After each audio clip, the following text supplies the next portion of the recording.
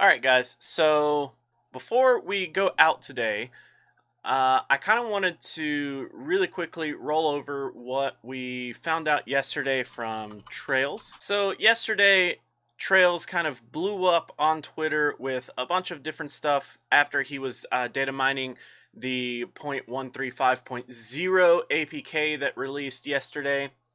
So if you guys remember, I did a video months ago about how to update to the newest APK. Yesterday, we kind of experienced a weird phenomenon where when you updated, it was giving you errors saying that your device was not compatible with the software. So if you guys do follow that, please be wary from now on. Now that we know that can happen, that may end up happening. So just kind of be on the safe side there. I always download the APK as soon as it comes out. I'm usually on the newest version as soon as it's on APK Mirror. But luckily yesterday I caught everything that was happening right before I updated it. People on Reddit were talking about how it was bricking their game until Niantic fixed the update.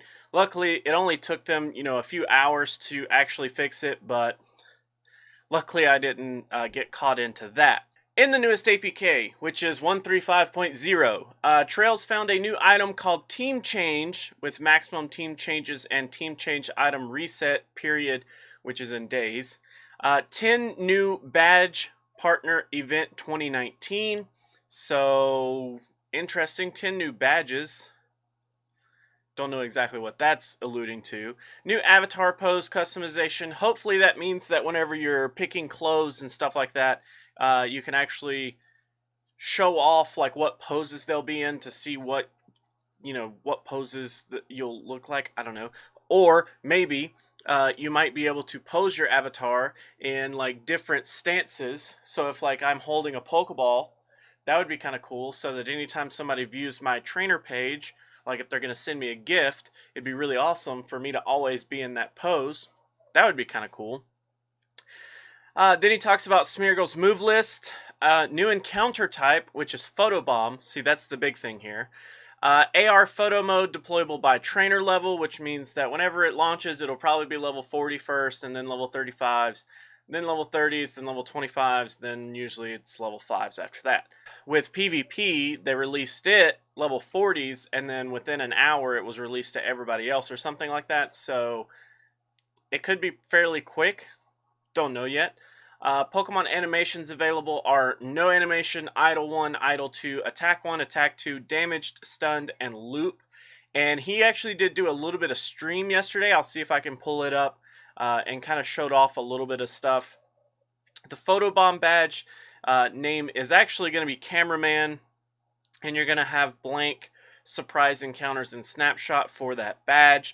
So probably thinking, depending on how rare the encounter is, it could be anywhere from like 10 for bronze, 50 for silver, and 200 for gold. And this is actually the picture that he pulled from the APK of the team change medal, and he did talk a little bit about it.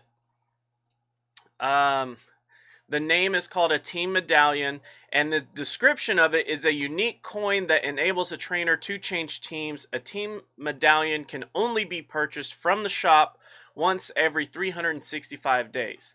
So, what that tells me is that you're actually going to have to trade real-world money for coins, get that coin, and trade it for the Team Change Medallion. But I really think that this is going to be for those people that, like my brother who chose Mystic only because he likes the color blue, when all of our friends in our friend group ended up choosing Valor because of what Valor stood for. He may want to end up changing teams. I personally don't see myself changing. If I did change, I would go to Instinct. That's the only team that I would even consider, but being on a different team isn't really going to help me. So here we actually have Trails stream from yesterday. I'm hoping that he's not going to be too upset with me using anything from here. I am just going to kind of fast forward through a little bit of this. Please keep in mind that this is a hacked version of Pokemon Go. He is a middleman, basically between his device and the server, and he's allowing the server to give him all the information that he wants, even though it's not live in the game. I'm not sure exactly how he's doing it. I wish I could find out. It would be amazing to be able to do this myself.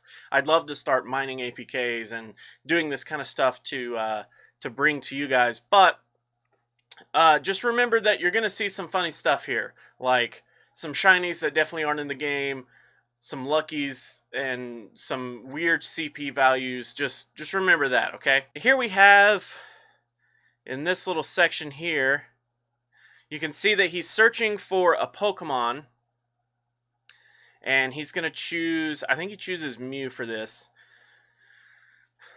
So he ends up going into his room, and just like in AR Plus mode, it shows the things on the ground to let you know that the Pokemon could be there.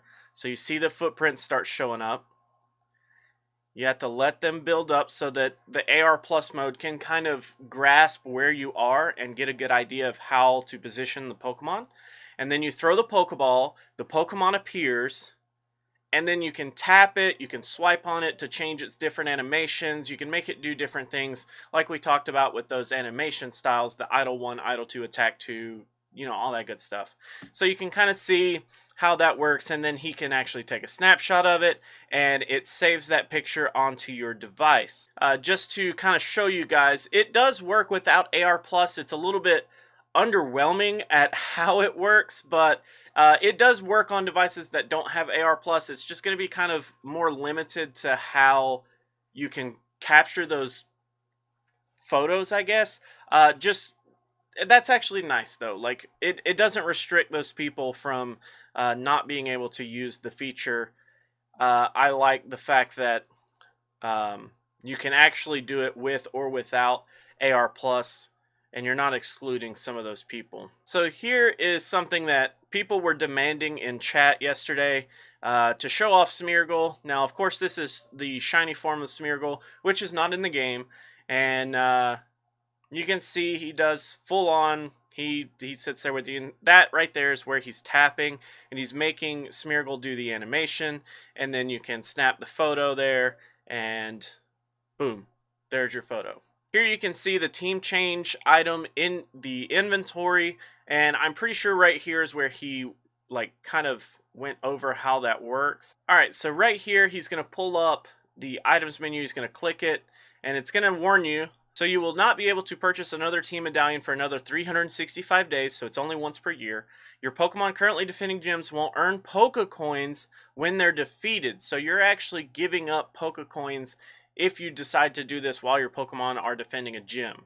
That's interesting, but it makes sense, you know, you're changing teams. So here we go, and then yeah, it just pulls you into the menu for how to check for which team you want to join and good old stuff like that. So it's basically like you're starting over on a brand new team. That's interesting. I mean, if you're one of those people that really wants to change your team, if that's kind of what you want to go for, I know a lot of people have been asking for it, and I mean, okay. I mean, I'm fine if people want to change it, but I personally won't change mine. So you can see there, that's kind of it's kind of the way that the gallery sets up in Pokemon Go, to where you can look at your pictures. We aren't 100% sure if it's gonna do this white border on every picture, and that was pretty much the end of his stream. He showed off a ton of information that the new features are gonna have. Here you can see some people are posting some screenshots from the stream. He did Manaphy. He did do Shiny Rayquaza. It looks pretty solid. Oh, he did Mewtwo, which I thought was pretty cool. Mewtwo was gigantic. In AR+, it was pretty awesome. So, alright guys, so that is actually all I have for today. Hopefully you guys are excited for GOSnapshot as I am. I plan to take out the shinies that I was too afraid to go into AR+ mode with, and hopefully take a couple of cool shots with them. Maybe try to put some Pokemon in their natural habitats if possible. I don't know. Like, I really like the fact that when I caught my Shedinjas, I went to like really woodsy outback type areas and tried to catch them in, like a forest type deal, kind of like where I feel like a bug would hang out. Let me know what you guys think of GOSnapshot if you're excited for it. Let me know what you guys think down in the comments below. If you like to like videos, make sure you do that. If you don't, you can be that guy. Otherwise, go ahead and hit that comment section up down below. And until tomorrow, I will catch you guys then. Also, I'm going to start opening Pokemon cards. Been recording those lately.